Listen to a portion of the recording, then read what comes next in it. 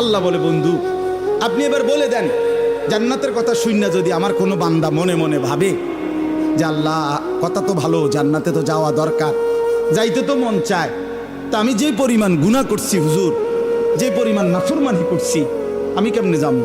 আমার তো গুনাহ অনেক বেশি। তা আল্লাহ বলেন, নাব্বি ইবাদি আন্নী আনাল গফুরুর রহিম।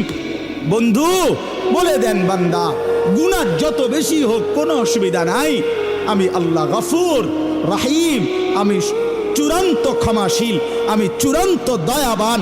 আসমান পর্যন্ত যদি গুনাহ পৌঁছে যায়, কসম আল্লাহর আমি ওয়াদা দিলাম মাফ করে দেব। শুধু গুনাহ ছেড়ে দাও, আমার কাছে ফিরে আসো, চোখের পানি ফেলে মাফ চাও, আর করবা না, ওয়াদা দাও আমি 90 বছরের গুনাহ একসাথে মাফ করে দেব।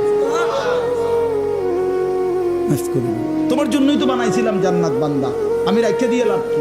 আমি তো দিতেই চাই।